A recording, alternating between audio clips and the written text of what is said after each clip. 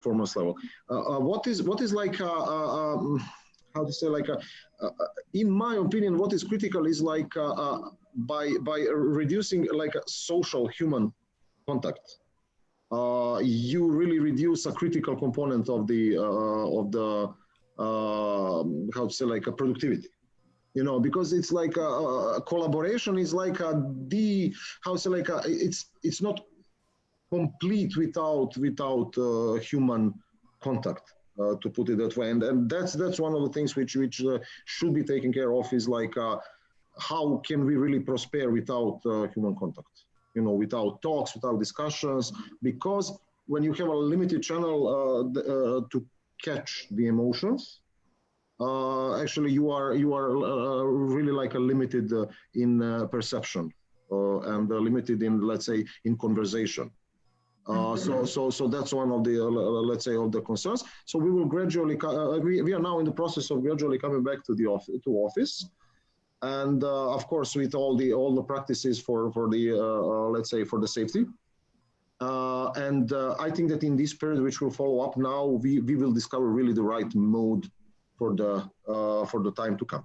We learned a lot, good stuff, bad stuff, but it also takes time, I think, a little bit more to come back to office than to go home from the office on the beginning. You know, we simply went home, but coming back is a little bit of process. You know, that's our experience more or less. And I see people, at least in our industry, they share the same experiences. Okay. Ladies, what would you say? Yeah, I can go if you want. So yes, I mean, I agree definitely with the importance of the human touch and human relationship. Absolutely. We have a bit of like an opposite situation. So we are continuing to work remotely at the moment, and we are planning to continue to work remotely for the foreseeable future. Our team is, we're not a big team, it's just 6 of us at the moment. We're an innovative SME, and it's 6 of us, but we're all distributed all around Italy, literally from Milan to Sicily. So none of us is in the same place. And it's been quite interesting in terms of, like, you know, relationship between us, but it's worked really well. Like some of us were working remotely even before the crisis. So we're continuing to do so. It's been really nice to see as well that communication with clients has been really productive, even during this period. Like nothing has changed, and you know, even like organizing meetings on Zoom or you know, Skype for Business, or you know, Hangouts, whatever tool we're going to use, it's been really productive, and we continue with the business in the same way as before. So I think, like, you know, basically, like, we're talking about remote working, but it's mainly basically that there's been a shift from what was supposed to be smart working.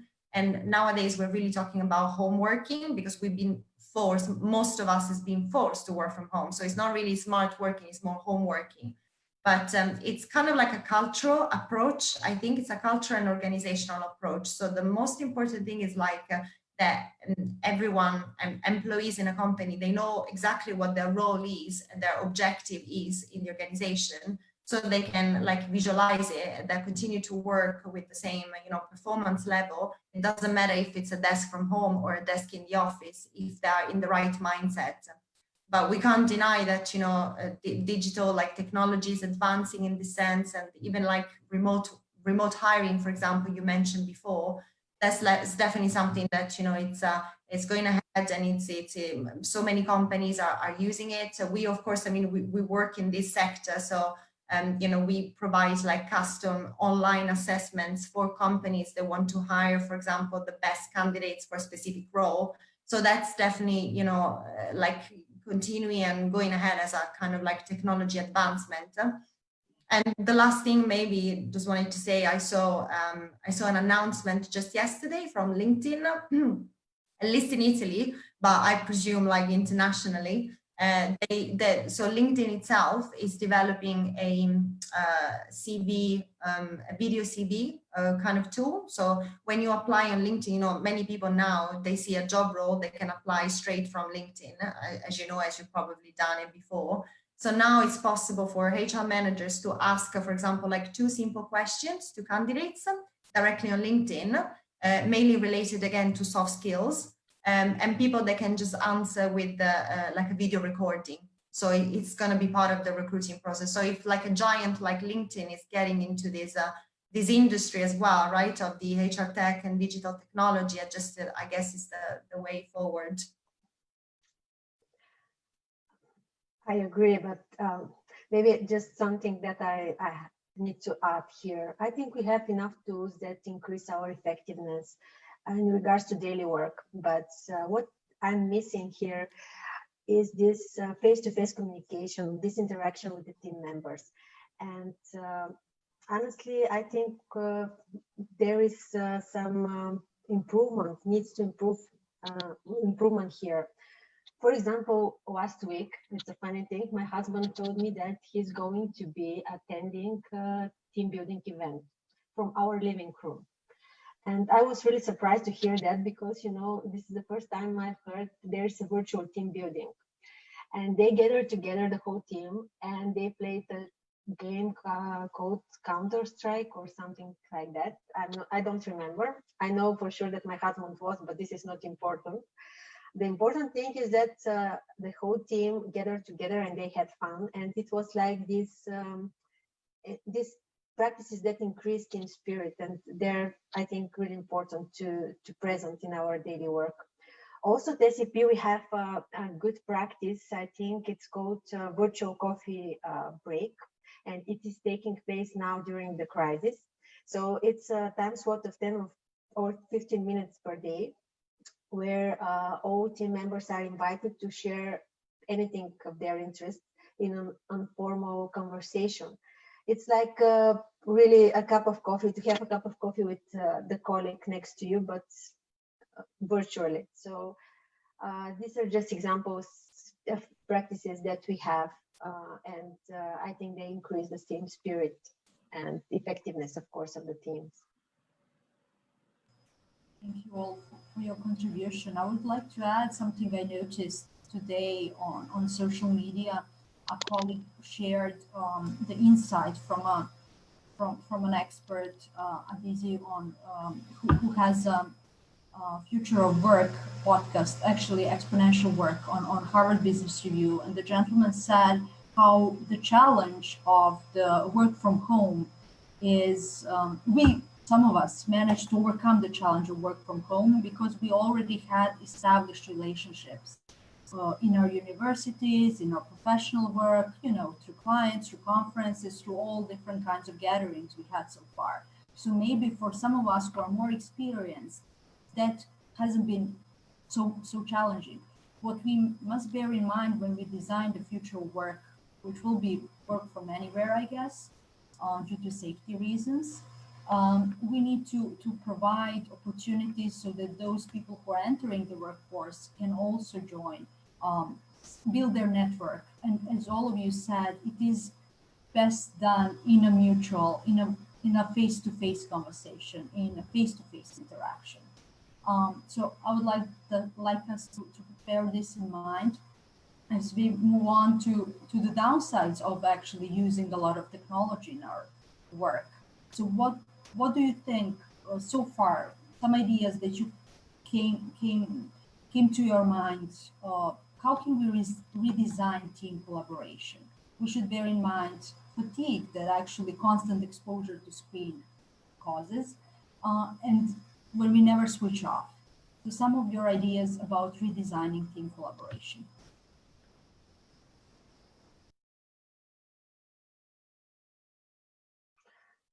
So who? Me. Okay, so well, in terms of let's say, as I said, like we have some general ideas how we will, because many things simply are revealed during this very interesting, during this extraordinary, to put it that way, period. You know, so it's still early, I would say, to say how practically we are going to collaborate in the future. But the things that should be taken care of is that there should be, when you say like a work from home, it's a little bit more work from home than it was previous, but it should not be when you work from everywhere. There is a very how to say, like a dangerous stuff which develops recently because of these let's say remote works, because of these like how to say when you are not geographically how to say, like constrained to sit somewhere and work, is that a commitment to companies goes lower, it goes down. Commitment, like a feeling of belonging to some group of people, goes on, and that's also damaging to prosperity because it works with experienced people.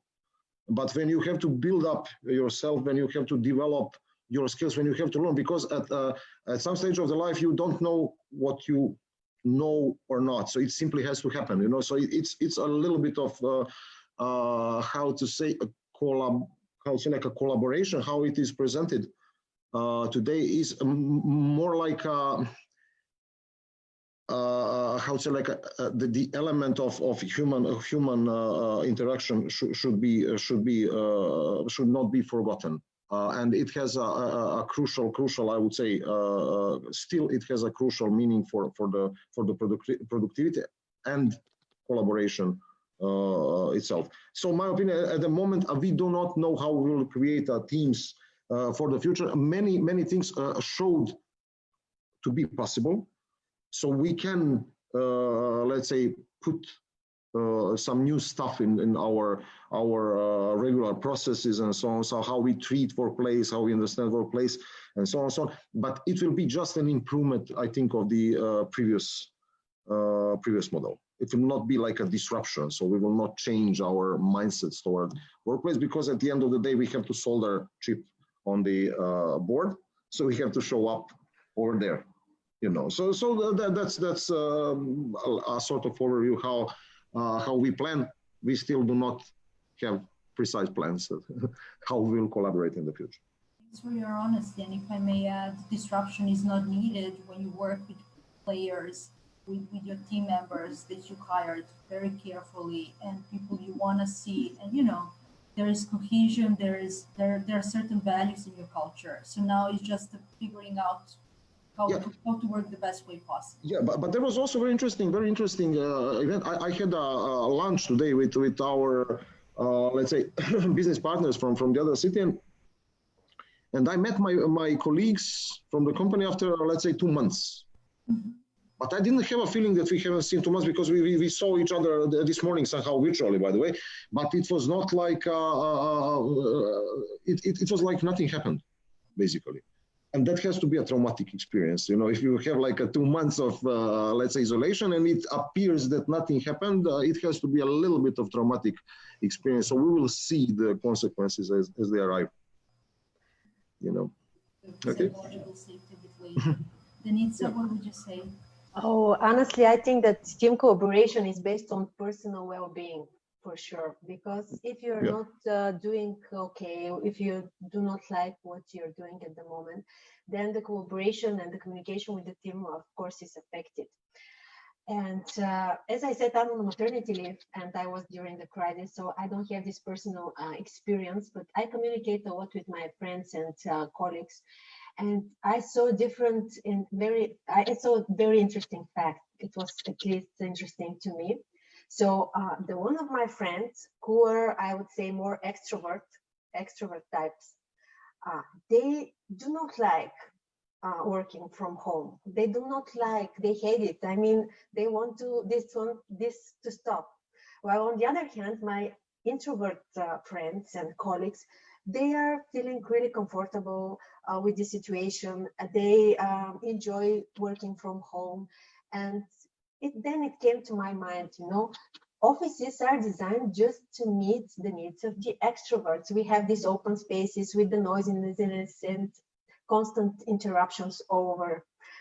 Immediately, for example, colleagues come and ask you to go out for a cup of coffee, or ask you for some information or a document, and you get interrupted all the day. And now the situation is changed, because we have the opposite conditions. You work alone at your home, and that's it. I mean, it's really important to figure out there is a difference, and the team, I think team effectiveness and team cooperation, because team consists of team members and they have different type of personality, the effectiveness will change, and we should be aware of this when we are talking about team cooperation during the crisis.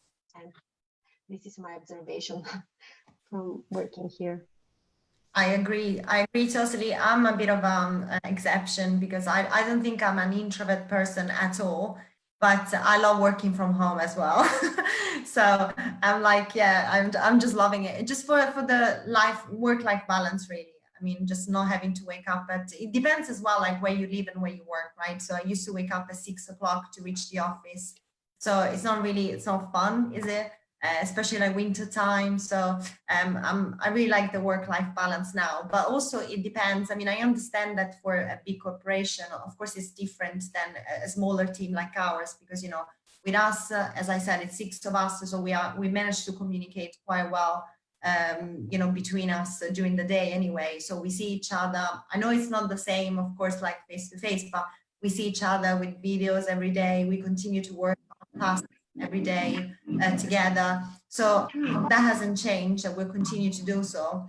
But I think at the same time, one of the issues at the moment is probably like overdoing things. So for example, you know, we're talking about meetings. So it's like, it's important to maximize the time that you dedicate to meetings, because you tend to, many people, for example, we tend to overschedule our calendars with like so many meetings, not just with clients, but also internal meetings. So become obsessive, right? It's like your calendar is just like one meeting after the other. So it's like, and then compulsively put the meetings on and on and on. I know, I understand. Absolutely.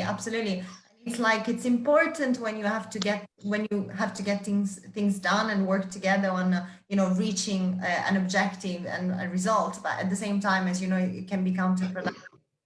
I think that's the most important thing right now. So maximizing the time, choosing the right channels as well, like, you know, try not to bombard your colleagues with like, you know, messages on different channels. Like my boss, for example, well, my colleague, he's deleted WhatsApp because he was receiving too many messages. So it's like, that's it. I'm just deleting WhatsApp. If you want to talk to me, just we use Slack, for example. It's quite good. As I don't know if you know Slack, but it's a really good communication system, and you know, you can just use it for, you know, whatever, for meetings, for chats. So choose the right channel, maximize your time, and also like work on communication synthesis and what you really need to communicate to people. So don't over communicate. I think it's quite important. Thanks to all. I guess we received a lot of valuable tips, so our participants, our listeners can adapt what works for them. Don't forget to ask questions, because we will have a bit of time for the questions in the end. Now I would like to ask Dejan to tell us about a great project that happened during pandemic, about supporting doctors. So doctor is a doctorate, doctors for doctors. How did you, as Bitgear, create a technology platform with domain experts in medicine and other colleagues from IT? And what are some of the results that you're noticing about providing psychological safety to workers on the front line? Yeah, first of all, I'd like to say that it was actually not, how to say, Bitgear. My company hasn't provided actually the platform. It started from, let's say, us, but later on many other companies joined, and the software is actually made by the companies who are experts in in software for clinical studies. So in short, like Doctors for Doctors is an initiative actually that started during this crisis. Like the idea was like to see how we can really help. Like not like our thinking was like, okay, we are not like, okay, we will do whatever you tell us. Please tell us, we are on your disposal. You know, we are ready to do anything. now we actually approached by identifying the problem and offering a solution for it. The project is actually it consists of a core team of let's say 20 professionals in a different let's say scopes of expertise and so on, so mostly like doctors. Project is like a specially designed and standardized for monitoring and evaluation of health status of the workers in like a front line, medical workers in the front line. Actually, it's a system for collecting data, ramping up, practically ramping up the clinical study, ongoing clinical study effectively and quickly. The system was developed, as I mentioned, by IT companies, and the purpose is continuously monitoring and evaluation of let's say well-being of workers of medical workers in the like a front line. So these conditions and let's say well-being is directly associated with their like psychological conditions, then working conditions, then let's say work outside the hospital as well, and so on. So everything is implemented through the let's say a system of small like a short forms, which let's say with the questions about different topics and so on, which are served through let's say mobile phones using like a mobile technology, SMS technology as well, and so on. So we also have like electronic versions of WHO organization questionnaires and other let's say structured tools for collecting data. And currently, like we approach to let's say we have like kind of like a highly specialized target audience, let's say in excess of 5,000 healthcare workers.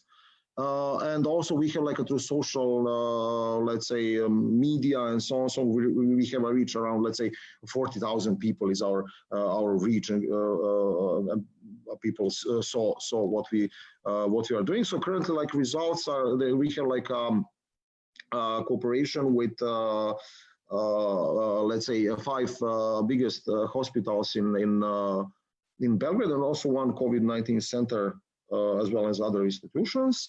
We finalized let's say a small pilot study with let's say 15 doctors, like to test everything. And currently the big study is going on, where we continuously follow like the well-being of the doctors and so on, with around let's say 100 people involved. And let's say we expect the results, let's say in a month from now, there will be results. So overall, it's a small like how to say like a practical e-health system, which was like put in which was put in work during this crisis with specific purpose. So for the next time, if second wave or something similar happens, very quickly we can organize the data collection. And also in parallel, in some kind of normal times, it's also like a demonstrator of very nice, innovative e-health system. So it's e-health, let's say, software which contributes to overall e-health system. So good thing about these, let's say, events in the last 2 months, they also showed a necessity for innovation, and also the understanding and so on of the let's say pressures from the regulators and so on, so which is a big how to say like a big thing in any medical applications. So we understood much better like how innovative e-health system can be put into practice, let's say in how to say like in the conditions where you have like a GDPR and so on. And it works for now, so we shall see. It was more like an interesting experiment, like what we can do, but it appeared to be useful. I'm just curious. Wanted to ask you how do doctors submit their feedback? Is it anonymous or? No, if I understood correctly, you also encourage that people talk to each other. So I'm a doctor who struggles. I can talk to you as my colleague confidentially. Yes. So the actually it is like a data collection platform. As I mentioned, it is based on the mobile phones. So you get like there is a system for like a tempo for timing. So you get like a SMS with all the links which you follow. You just click the link and then you go to the form. You go into the software with the form, which is like a web-based. And then each day you have different like a treatment, like so each day is for something, you know. So the forms are dynamically changed in order to, let's say, give the let's say right questions to collect right data. Then based on the collected data, teams of experts can really act. You know, so we start. Also like a how to say, like a side initiative is like a helper for helpers. It's like a team of let's say psychological professionals for psychological help. They formed a team voluntarily, of course, and they are based on these data, they are calling and giving like a service to their colleagues which are on the, let's say, first line. So it's more like it's actually meant as a data platform. The stakeholders, they show up in a different forms. Doctors indicates that we started with the idea that you have like a team of doctors and you have people on the front line. And these guys who are not under the high pressure and so on, so they can contribute and help their colleagues let's say which are under high pressure. So if I may share a screen for a second, it's very interesting stuff. Just 1 second, let me see how to do it. Is it okay to share a screen, right? Yeah, but I cannot. How is disabled share screen? You have to enable share screen. I don't know how, but anyway, I just... Here it is. Yeah. Ah, okay. So it's... Okay. So do you see? You see it, right? So it's like okay. That was in the like a first wave, but now there is like it's not a second wave of illness. It's like because of let's say urgent but non-COVID conditions were not treated. There is there will be a surge of these cases, let's say, following up the, let's say, trailing off the first wave. Then there is like a third wave of impact from the, let's say, chronic, let's say, patients who are not treated properly in all these chaos. And then you have like a rising curve of actually fourth wave, which is based on basically mental pressure suffered, and it will grow up later. So the idea is, let's say, to constantly track and to see where are we in these on these curves. Thank you. Okay. Thank you. And if I may add, it's really about collaboration with different stakeholders. Yeah. People who build it, people who use it, data protection specialists, lawyers, etc. Thank you for your remarkable contribution. Yes, if I can just add, it's like this let's say system is recognized and somehow supported by Serbian government and the Ministry for Innovation and so on, because it's like a somehow typical case of how to say, like a transfer of the knowledge, like a collaboration between like a domain knowledge and the technology. So it looks like it looks nice as a project. Denitsa, I would like to hear perspective from SAP. Actually, SAP is a worldwide company, and you work for SAP Labs Bulgaria. So did you get, when the emergency started, some kind of guidelines from the headquarters or some kind of encouragement from different offices, what practices you can share, how you can help each other to make sure that the employees' well-being is okay? And how are you continuing to share this knowledge now when things are getting back to normal? Okay, so of course we had the guidance from the main offices and the teams that are dedicated to crisis management, because at SAP we have special dedicated teams which are enabled when crisis came, no matter of the crisis. And we have already a plan to what to do and so on in the midst of crisis of any type. Of course, COVID was a surprise for everyone, even for us. And it was really, in the beginning, it was like day to day. You know what to do today, and the next day something new is added.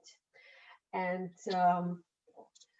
I think the things are going in a good direction, because all my co-workers feel safe and comfortable. We first started to work remotely from day one, and we still do. So it was really good. But here I want to add something about front lines, because you know, while we are working at home, working remotely, the businesses that decided to, for any reason, to continue working during the crisis, they also had their front lines. Not only the medical workers are our heroes, but each and every businesses out there have their own front lines.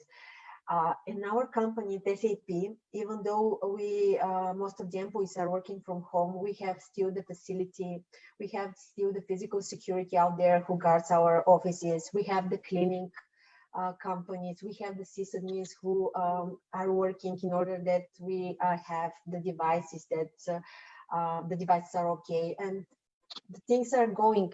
So I think this is something that should be mentioned, because every business gets its own front line. SAP has also developed 2 applications that are really useful. At least I know for 2 of them. Sorry if I'm missing something. At SAP Bulgaria, we have developed an application that displays and tracks infected people per region and per city in Bulgaria, and it's officially used by the government, and this is the official application. So I think people and colleagues are working in a way to make things better and to help the government and everything to end happy. Thank you.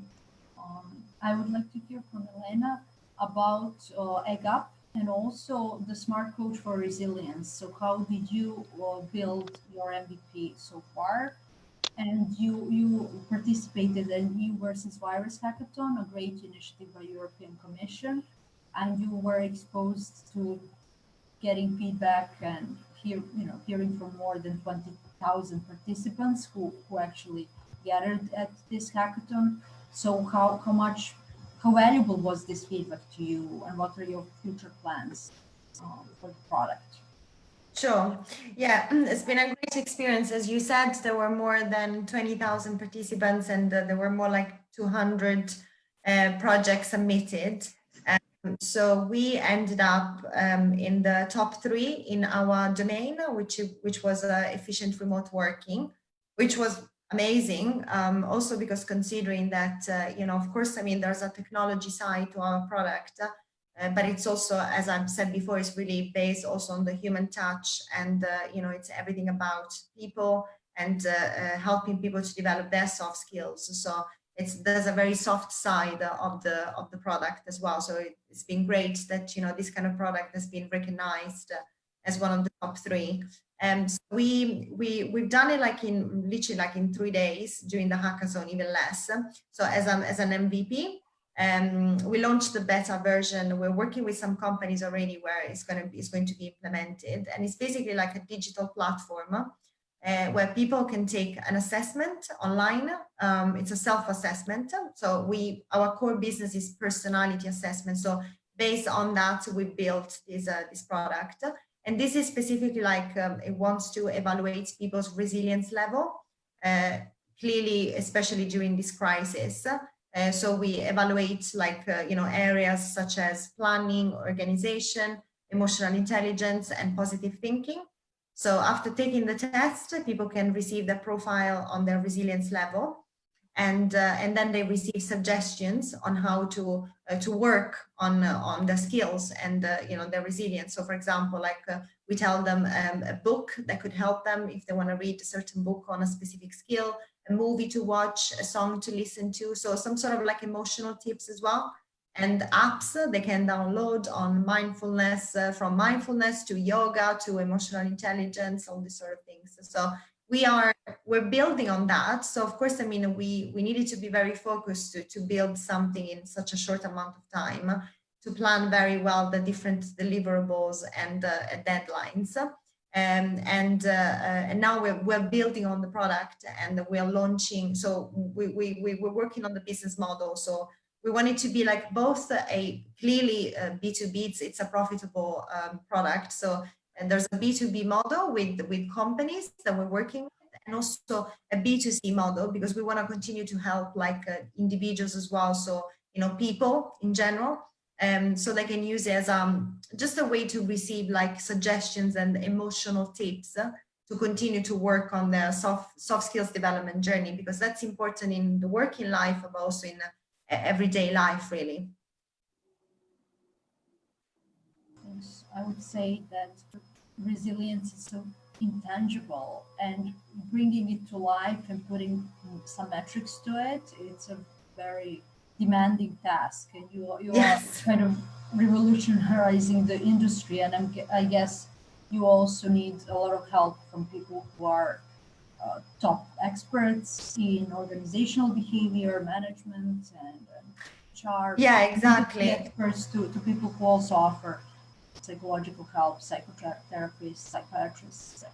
Yeah, absolutely. That's exactly that, because that was the really good thing about working in after the hackathon. The European Commission has organized a matchathon. That's how called the event. So they put us in touch with, that's where we met Milena. So there's a possibility to discuss with so many people, organizations, research centers. So we are also, as you mentioned, getting in touch with universities and research centers as well, so we can further validate the product from a psychological point of view as well. Yeah, absolutely.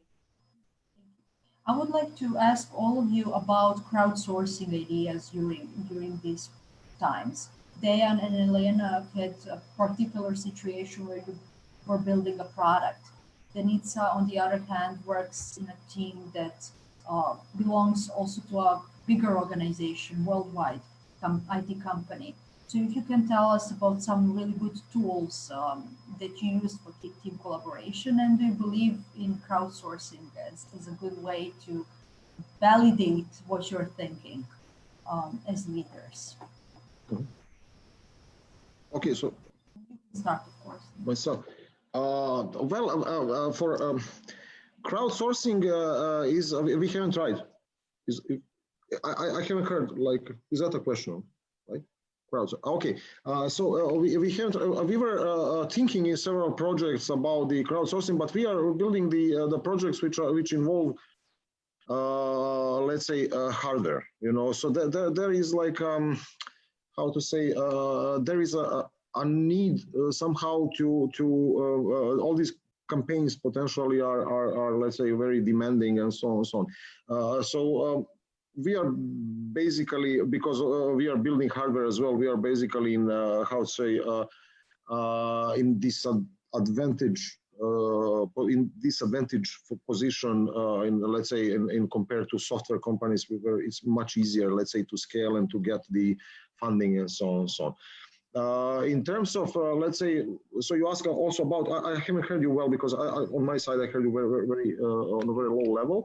So your question was about the tools for, sorry. Yeah, tools for collaboration that actually helped you with doctorate, because you have to gather feedback from many people. There is let's say, I think that brainstorming actually tools are useful, because when you what we are missing really is like to be in front of some kind of whiteboard. So there are some, let's say, Jamboard from Google and so on, but I found a tool which is called Miro, I think. Miro, and I started to use it because it's like a free form. So it's good for brainstorming. So it's like a recommendation to try at least, because it gives you a way, let's say, to communicate on a, let's say, without how to say, like a dogmatic thinking. So you can write whatever you like, and then you start working. They have really like interesting tools for different types of let's say brainstorming, planning, ad hoc planning, and so on. So very interesting stuff. What I'm looking now is like a good tool to record a video, let's say, how to say, like instructable or something like that. I bought a small, like a studio equipment, so I have like a much better microphone and much better, let's say, headphones than these, which I'm using right now, because we figured out that videos have like a power. You know, it's easy. It's easy to let's say to record it. It's like now during this period, everybody who had a problem, let's say, to start with video and to record something, now the problem is gone. I think that we are practiced now enough. So video is a good tool, basically, to communicate, like, let's say, to say something, and then it can be digested later on. Because what I just wanted to give one remark, like why I'm thinking that this, let's say, Zoom is a little bit, I would say, like a tiring. It is because the way how we consume it. Let's say, so now while somebody else is speaking, in order that the only way that you think that I'm listening to you is I have to stare at the camera. You know, so and also if I don't listen very carefully, I cannot. It will be a little bit awkward to, let's say, to go into private chat and say, what did she say? What did she say? You cannot catch up really quickly if you lost it a little bit. And also you can be distracted all the time. Something pops up. So Zoom and video conferencing as a tool, I'm not really like it's nothing special. Video conferencing is nothing special, but recording videos and leave it somewhere. For example, let's say onboarding video. You always, like when you come to when it comes to somebody new coming to let's say Bitgear, we also have a problem with let's say documentation and so on. So how to board. Recording video is the simplest way. You just show everything, and also like a very difficult topics which you would have a problem in conceptualizing how to write down. It just goes when you record video. Try a little bit, and then you share screen and record video. And now I'm trying to find a good tool where, you know, these games which my son is looking like. You see me somewhere here in the corner, and then you see the whole screen, and you see me talking, and also you see the action on the screen. So I'm looking for that type of tool. When I find the efficient one, I will share. Yeah, that's definitely from gaming industry. Yeah, gaming. Hello guys, I'm not today. I'm going to that video. I want to record that. Now with that, Miro is brilliant. We use it in digital transformation consulting a lot. Good stuff. Yeah. Stuff. When we are not able to be in the same room with the client, it's really useful. Yeah. Thank you. Definitely. Denitsa, what would you say? Some cool tools that you used? I know I'm not so aware of the new things that are happening at the office right now, as I'm on leave, but I know for sure that we're using Microsoft Teams, and we switched from a previous vendor to Microsoft Teams, and people seems to like it. I don't have any other feedback. We forget to mention, because Denitsa became a bit recently mom, so it was a big change in her life. So maybe you can share with us some of your experiences. How do you perceive IT industry now that you are also parent? Sorry, it's how much time we have? Yeah. Well, the concept is different because it's like the whole user experience is different. Now, for example, when everything is open and we want, for example, with my husband to go on a vacation, I'm searching for different types of hotels, restaurants that I've never searched before. And it's for IT business, I'm not sure how related the things are, but as a mother, as a consumer, for sure my taste has changed. and now I look at things at different sides. So for sure it is different for me, and as a mother now.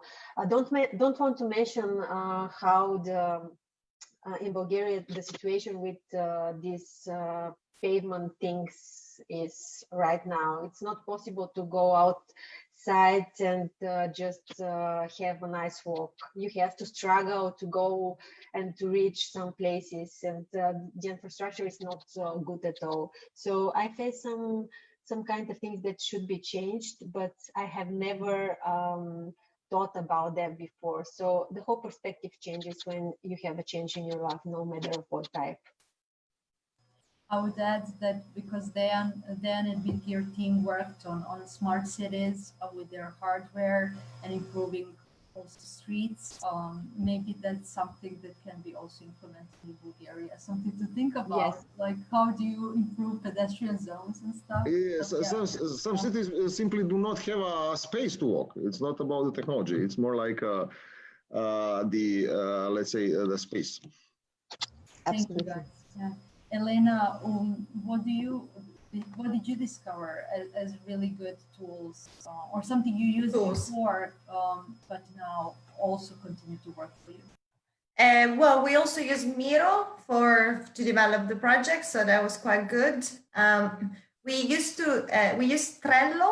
I don't know if you know Trello before for team organization, but to be honest, we dropped it at some point. It was just because it was like what I was talking about before, maximizing what you're using. So we were literally putting things on Trello and then doing it on our calendar as well, and then sending an email as well. So it wasn't like the best use of our time. So we decided just to stick with our Google Calendar.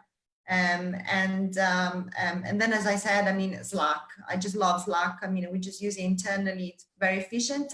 And I mean, they used Slack to organize an entire pan-European hackathon and matchathon, and they've done everything on Slack.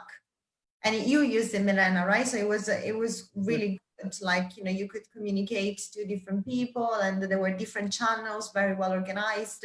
So everyone who needed to receive communication only on one topic were redirected specifically on that channel. So I think, yeah, it's really well organized, Slack. And for video conferencing, I mean, we use Hangouts internally, but anything really. I mean, clients often use Microsoft Teams, and that's great as well. Yeah.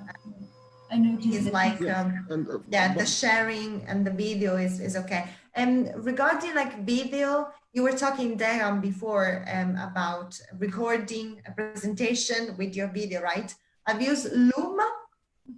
How Luma? It's called Loom. L-O-M. Ah, okay, I will try it. Yeah, have a look. Yeah, so plenty of tools. By the way, this Miro, whatever, I just mentioned the tools which we discovered during the crisis.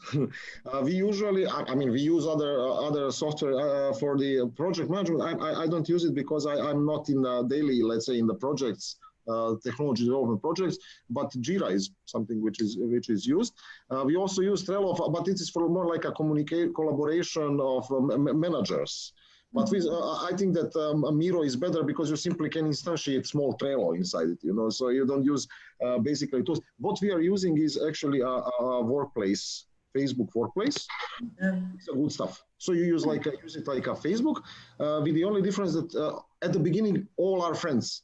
So you can only unfriend people. And on Facebook, you gain friends by time, you know, so it's like, there's this initial difference. It's very nice. You can really structure the communications. It's different than Slack because it's not like a real-time. You have like a chat which is on the side, but you know nobody's using that chat.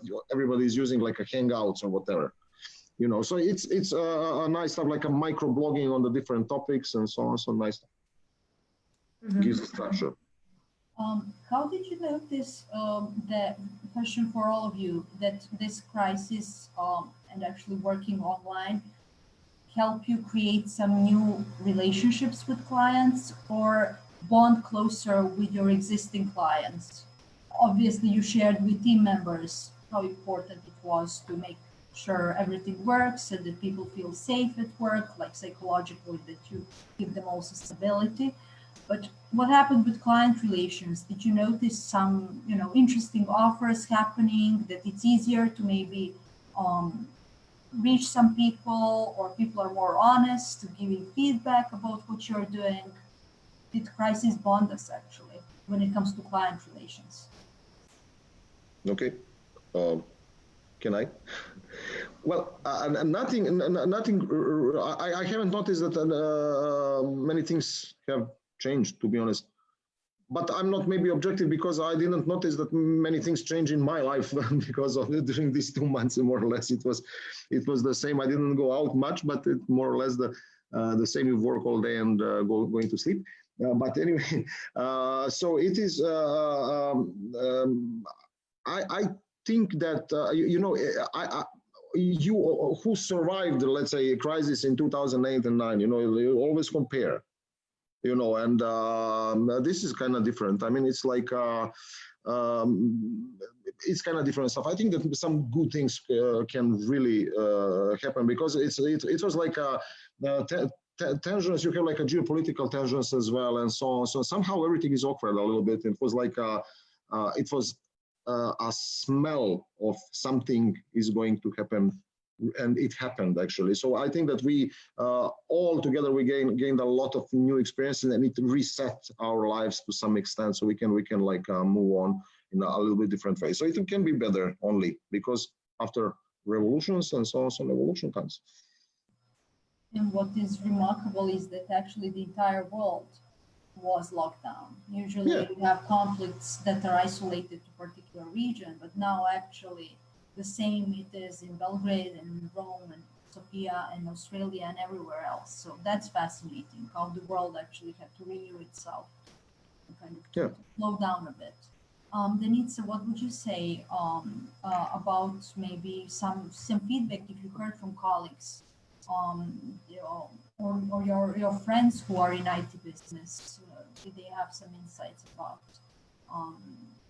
like it's easier now to work with people are more honest, open, actually vulnerable even?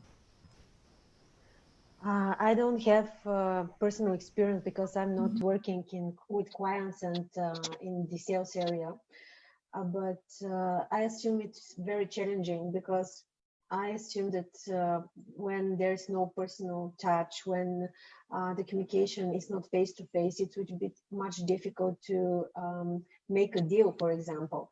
And I'm sure that there would be ways, because when there is a crisis, when there is tough circumstances, then is the time that innovation come. And I think in these recent and extreme times, there would be some kind of innovation in a way that we improve our communication even virtually, so that the deals are going to happen again in a way, better maybe to some extent. If you think about it, if we keep on working in such a mode for, let's say, more than 3 months, if we keep on doing it for years, it would happen that we should focus on really trying to catch up this face-to-face communication, trying to search for this personal approach. And it's really hard, because now I see you, all of you, but it's really different from if we are going to sit on one table and really communicate in one room. So I think this is something challenging. This is not the same like before, but I believe it will come, the innovation here, from somewhere, and maybe another techniques, practices and tools will appear so that they can help us with this communication. Elena, how did it go for your clients, and also did you notice something in IT community maybe during the hackathon? People, I mean, maybe we've been very lucky in our company, but I mean, communication is it's been going really well. like, I mean, I deal with clients, that's my job. So I deal with clients every day. And I mean, we didn't stop, we just continue with meetings. So we had so many new meetings, introduction meetings. Of course, Denitsa, you said before about, I mean, selling and closing deals. Clearly, that's something like, you know, particular. Absolutely, it's been more challenging in that sense, but also because of the crisis situation. Like with the crisis situation, so many companies had to postpone maybe their selling cycle and you know, their pipeline. So that's been a challenge. But at the same time, of course, so many people are redesigning the sales funnel. So the way to sell as well remotely. So that's where the innovation will come in for sure, because it needs to be rethought. But in terms of like communicating with people and continue to work together and continue with business as usual, for us it's been really good. And definitely we thought it was like, you know, because we were all in the same situation, all on the same boat. So definitely there was more empathy, there was more, people were more relaxed. Even like, you know, you say, of course, face-to-face is different, but, you know, thinking that we're all in the same boat, we're all stuck at home, and I see you, and I see your kid just running in the background, and it just makes us closer. And, you know, we were thinking, yeah, absolutely. I mean, we should relax about the way we work. So for us, it happened that with colleagues, but with clients as well. So I think it's an opportunity for, like, you know, understanding each other better, being more empathetic, and also like respecting as well each other more and everyone's space. So, and that goes for colleagues and clients, really. Thanks a lot. And final question, I will actually open the floor if somebody from the audience has a question or two. We have a bit more time. Final question from my side, because all of you lead teams, what are some of the metrics that you believe in the future will be important?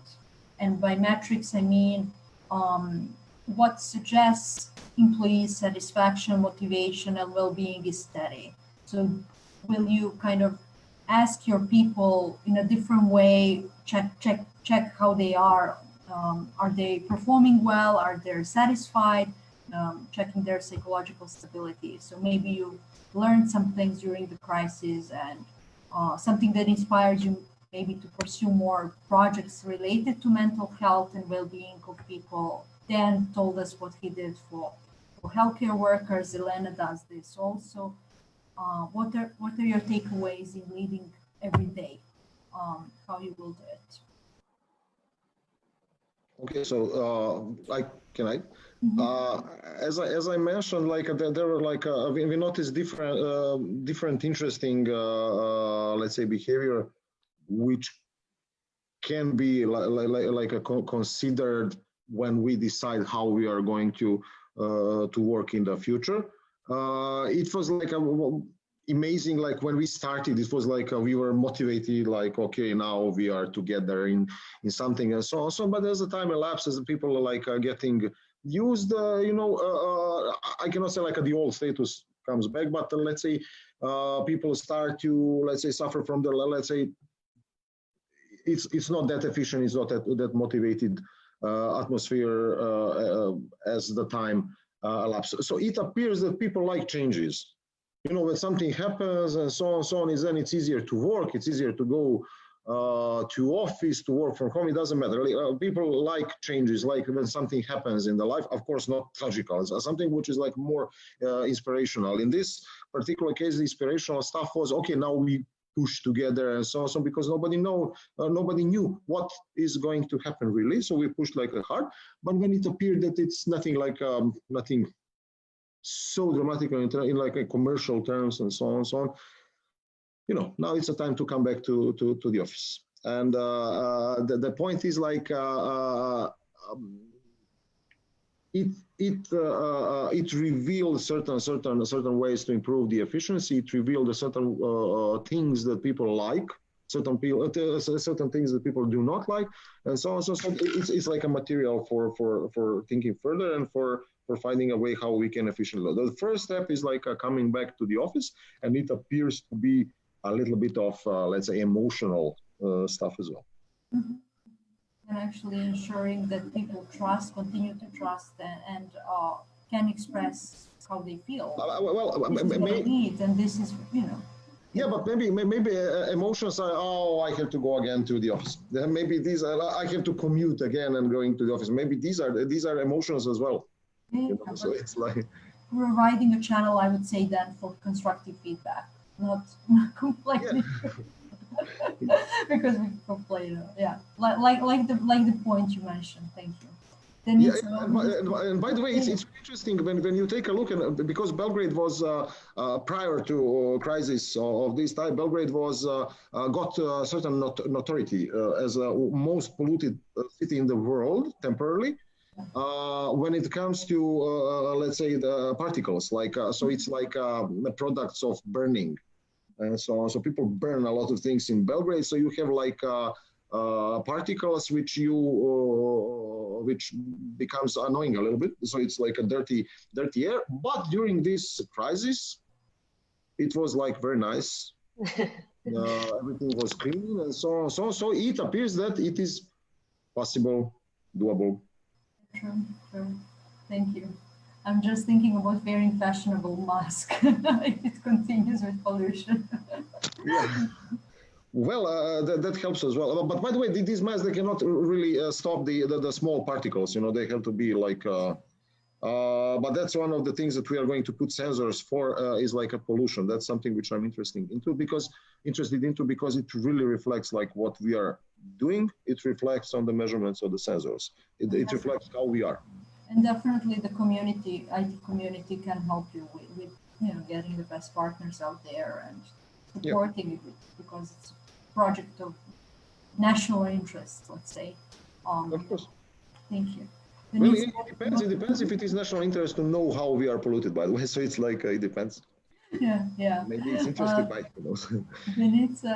Denitsa, what would you say about metrics for the future? Like when you lead the teams and like, how do we know what they need? Employee satisfaction, motivation, and individual performance are things that are important to SAP, and we have always measured those factors. I believe we will continue measuring them in future. I think the tricky part here and the interesting part is not the measuring, but analyzing the results, because when you have these change conditions, when you have this crisis, you are working some kind of in sprint mode because it's different situation. And maybe I assume if we have like the same level of motivation and the same level of performance before and in the crisis, I think that my personal opinion here is that this could be false positive results. Why? Because people really are trying to do their best, but it's like 2 months. It's a short period of time. And now again, if we imagine we continue in such a mode that it's not something that the people, I think, will handle for much longer periods of time, for example, years. I think these numbers will be dropping, of course, till the point when they get to normal. So I think I think this is some kind of emergency situation, and people get motivated to work in a mode that it's not so common to them. And now, as Dejan said, some people feel really relieved to go back to work in a mode that they used to for so many years. So I think this is something that is that made us think about it as a future opportunity. So I believe HR management will come up with ideas of if this happens. I don't want to, but if this happens in future, how we can handle it for longer periods of time, and how to measure these factors in a way that we don't lose productivity and performance. And Elena, apart from that, I'm an advocate of remote working more than going back to the office. So maybe you understood that, but I think, okay, honestly, it's our job as well, like, you know, to look at people's personality and analyze personality traits and all this kind of thing. So I think it's all depending on your own personality as well. So, you know, so many people, they really thrived in this situation. So like, you know, working from home, being so productive, with the flexibility given by the situation. And some other people, of course, struggle because it's not in their nature, it's not in their personality. They need, you know, human contact and all these kind of things. Just hopefully there's going to be an opportunity for companies just to understand how to help people on work in the way that they prefer, but also they thrive most in, so they're most suitable to. For example, you know, in Italy, there was like this big talking about smart working and flexible Friday, as we said at the beginning. And it's been so difficult to implement because, you know, everything that comes with it. Then COVID came and everyone was forced to work from home, and it actually worked in so many cases. So people were like, okay, so smart working can be done really. So I just hope that where it's been possible to do it and where it actually worked, companies will take the opportunity to continue in that way, to give people the flexibility that they wanted and that they can actually have, and you know, give a choice at least, right? So like go back to the office or stay from home, or maybe do a mix of both, because actually truth is always in the middle. So a perfect mix would be actually great. But I think, yeah, maybe like, you know, just really give people the opportunity to choose and use their working styles, working attitudes as a way to, like, you know, let them choose what kind of way of working they prefer. Thank you. I'm looking at the dashboard. We haven't received questions. So if you're okay with that, I would like to slowly wrap it up. Maybe in each of you to tell us in several sentences, what are some projects that you want to inform the community about, something that you're going to do in the future, and, you know, people can follow you on social media or somehow endorse you. If you want to share something like that, let's take a minute or two for that. Dejan, you can start. Yeah, so we let's say sent for testing 2 prototypes of new products. You know, so we were kind of productive. So you know, you can take a look at our LinkedIn. So Bitgear LinkedIn. Also, we have like a solution showcase page. It's kind of interesting because we use the opportunity like to experiment a little bit, and it appears that we found some interesting use cases. So we created a products like more like engineering samples to try, and it appears nice. So we were productive a little bit over the over the lockdown. Awesome. It reminds me of the meme that was circling around about Isaac Newton in Cambridge. During the plague, he was locked, so he invented a theory of gravity. So like that, possible. Yeah. Thank you. Denitsa, what would you say? Something for you in the future? Oh, everyone is invited to check our Facebook local page. There are listed for the upcoming events. Most of the events are coming virtually now, and for some of the events that we don't have the opportunity to make them virtually, we just postpone it by now, so everyone can see what is coming up in the next month. And Elena?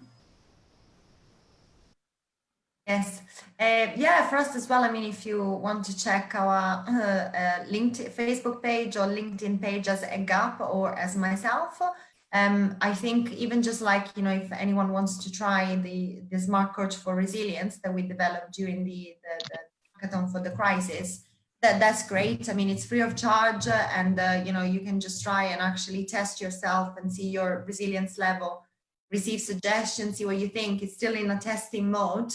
So anyone who wants to try it, I mean, it's very welcome. So at least we can get like some more analytics and improve the tool, and yeah, and anything else that comes with it, really.